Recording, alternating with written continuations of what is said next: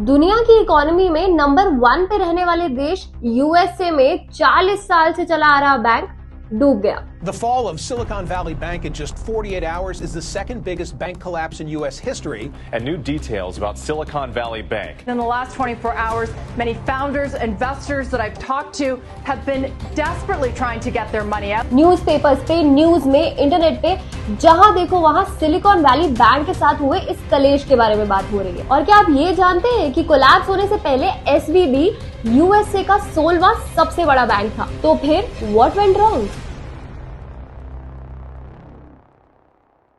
Covid के time पे लोग शॉपिंग, फूड, एंटरटेनमेंट हर चीज के लिए टेक्नोलॉजी पे डिपेंडेंट थे, जिससे आईटी कंपनीज को बहुत प्रॉफिट हुआ। इस वजह से सिलिकॉन वैली बैंक में डिपॉजिट्स बढ़ गए क्योंकि वो आईटी इंडस्ट्री और स्टार्टअप्स पे फोकस था। यानी कि आईटी कंपनीज और स्टार्टअप्स एसवीबी के सबसे बड़े कस्टमर्स थे। पर ये तो आपको पता ही है कि जब बैंक्स में डिपॉजिट बढ़ता है तो बैंक्स को इंटरेस्ट भी ज्यादा देना पड़ता है। अब क्योंकि बैंक में डिपॉजिट दिन ब दिन बढ़ता जा रहा था और बैंक से लोन लेने वाले लोग बहुत कम थे, इसलिए बैंक कुछ कमा नहीं पा रहा था।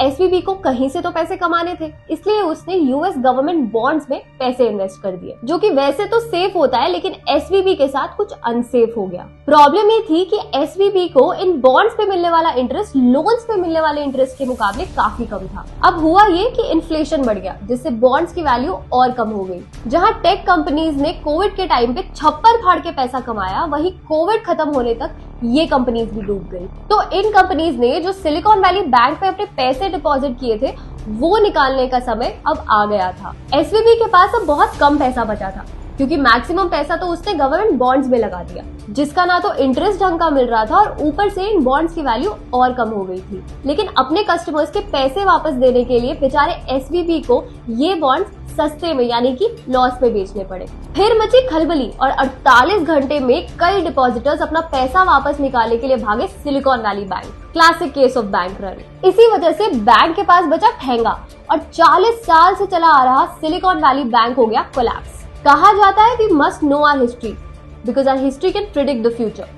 सिलिकॉन वैली बैंक ने 1980 के US saving and loan industry collapse से शायद कुछ नहीं सीखा और सेम गलतियों के कारण यानी कि शॉर्ट टर्म डिपॉजिट्स को लॉन्ग टर्म बॉन्ड्स में इन्वेस्ट करके ये बैंक डूब गया। चाहे हम 5 स्टार में ही क्यों ना खा रहे हो, रोज रेस्टोरेंट का खाना खाने से जैसे हमारा पेट खराब हो सकता है, वैसे ही सेम तरह के कस्टमर्स से बैंक्स की इकोनॉमी भी खराब हो सकती है और इस केस में तो डूब ही गई।